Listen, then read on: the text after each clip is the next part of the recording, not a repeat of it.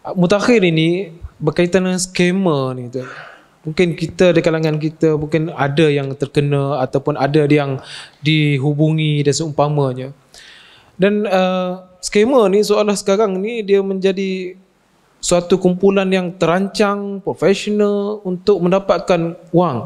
Dan banyak kadang-kadang umat Islam yang tertipu, yang terkena, kadang berjutaan ringgit sampai. Ini mungkin ada nasihat Datuk tentang berkaitan perkara ini. Okay, terima kasih. Saya tadi ada pihak polis PDRM mari pejabat cakap pasal skema ni, cerita taklimat bahagian jenayah komersial ni. Jadi saya pun memang nak cakap jugalah benda ni. Saya suruh Ustaz Khidr peringat. Nak sebut sikit lah tuan-tuan. Di negeri Perlis ni pun berlaku, di luar pun Perlis berlaku. Ada orang baru dah pencen, dia boleh telefon terpengaruh, percaya kononnya dia kena bayar LHDN, Lembaga Hasil Dalam Negeri, 300,000 lebih. Kawan baru pencen, buat pinjam pula dia bayar. Dia kontrol fikiran orang tu. Lebih menarik lagi dia buat cerita, ada orang doktor pakar, duit banyak, kena dengan skema 9 juta.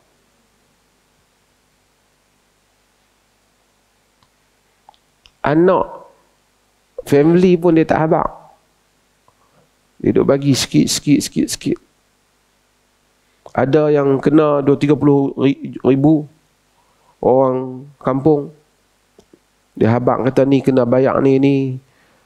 Sekarang ni duk guna nama Lembaga Hasil Negeri ni, cik tak bayar sekian-sekian, kalau tak bayar ni kami, kalau nak segera akan pindah duit metang ni dulu, lagi saya uruskan, kalau tak ni saya bawa masuk balik. Lepas tu dia boleh buat sambung kita pula. Ni tak apa, kita bagi pihak mahkamah cakap dulu. Dia takkan ada semua benda-benda macam tu, merepet semua ni. Kena peringatkan orang. Tak ada pentadbiran rasmi ni, dia takkan kutip duit orang melalui telefon ni, tak ada. Kalau dia nak saman kita suruh bayar pun, dia mesti proper punya. Dia kena bawa dokumen dia apa, dia hantar mai kat kita. Dia pergi proses yang rasmi. Dan orang mukmin tak patut ditipu macam ni. Berjuta tipu. Kita Perlis yang tak besar mana dia pun sampai hampir lebih berapa juta, setengah juta lah. Dekat-dekat ni baru bulan 6. Orang tu sikit, orang tu sikit, orang tu sikit.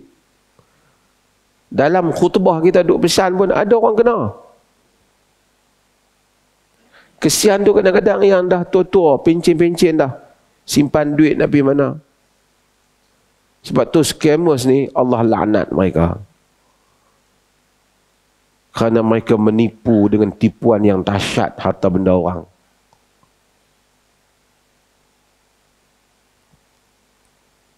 Habis kesian sebagai orang. Kena ada satu undang-undang yang mereka ni dihukum lebih dahsyat lagi. Mereka menimbulkan pencuri, perompak tu dipotong tangan dan kaki berselang dalam agama. Kerana dia menimbulkan ketakutan. Takut. Bila dia rompak takut. Scammer ni pun nak kena kaji. Kita nak kena kaji yang fatwa. Dia menimbulkan ketakutan. Sampai dia boleh bagi tahu, saya tahu sekarang ni hang duduk mana-mana. Hang jangan bagi tahu bank kata nak ambil duit ni sekian-sekian. Kerana yang ni kita nak urusan, nak selesaikan ni. Sekali kalau ni kerajaan tahu, kerajaan ni. Dia timbulkan ketakutan kawan tu.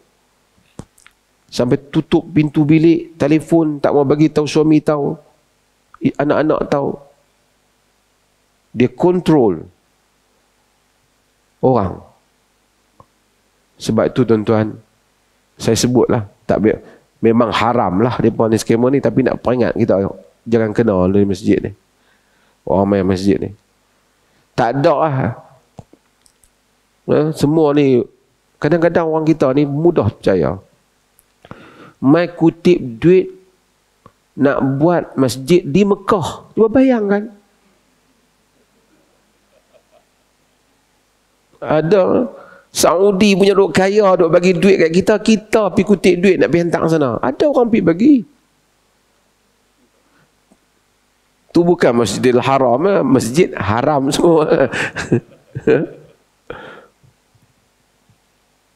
Tadi dia cerita apa? Ada rumah anak yatim lah apa. Sekarang ni kan kutip melalui media sosial ni. Orang kita ni semua sangka baik. Bagus sangka baik. Pergi check dalam akaun rumah anak yatim tu buruk ya. Akaun bos dia, mudir dia tu 12 juta.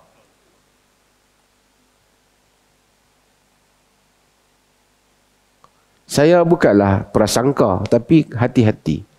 Kadang-kadang sebahagian orang ni, sebab tu kita diperlih, siapa ceramah collect duit, kita ambil tindakan. Bagi tahu kita. Saya tuan-tuan, lepas ni nak kutip duit sikit untuk tahfiz sekolah saya. Dapat 20,000, tahfiz tu dapat kot 2,000, 18,000 dia punya.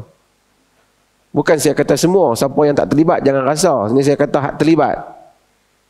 Tahfiz sengit lah. Noh. Mudir ustaz dia Belfire kereta. Main ceramah punya sakan semua tu. Merc, BMW. Kita hak kerja gaji tetap banyak ni pun pakai Proton lah. Orang kampung bagi. Ni kerana kita untuk anak-anak kita yang nak belajar jihad fisabilillah. Kita pergi duduk teratur budak-budak tu. Sengit sikit bilik air, bubuh kot tukar zen baru 2-3 kepin. Dan ini berlaku. Sekali adalah tahfiz mana marah, buat mengamuk pula. Hang tak buat tak payah duk mengamuk lah. Kot hang buat lah kot. Kena kata terus Cuba tengok siapa dia. Kita majlis agama Islam ni ada berapa banyak tokoh dalam tu. Macam-macam orang pun 2 kupang 3 kupang duit buat ada audit ni. Ni kutip untuk tahfiz-tahfiz ni tak tahu siapa audit ni apa. Siapa audit dia apa? Pakai main bubuh dalam poket buat balik ingat tu ya. Tak apalah, saya bukan kata tak amanah, tapi saya nak tanya lah. Orang ramai ni pakat bagi dengan cara orang kita duk bagi duit ni. Bukan setakat Firaun 15 km boleh buat.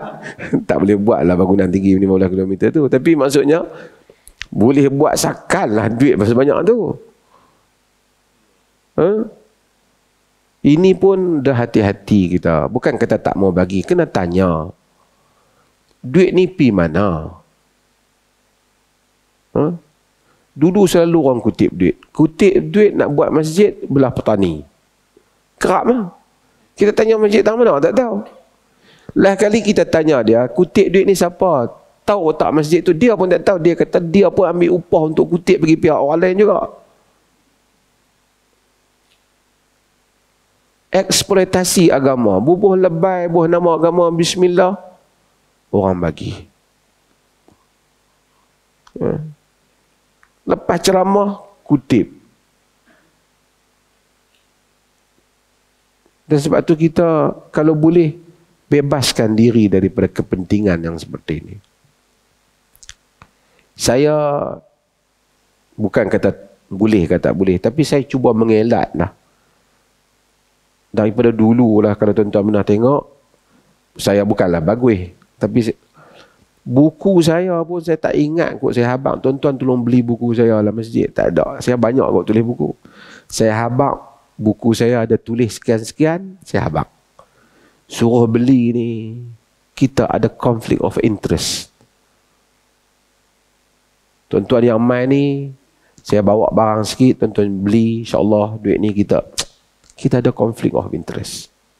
Sehingga dakwah itu bersih. Hanya semata-mata dakwah untuk dakwah. Mudah-mudahan ketika itu kita dapat kejayaan dengan dakwah. Wallahu ta'ala a'lam.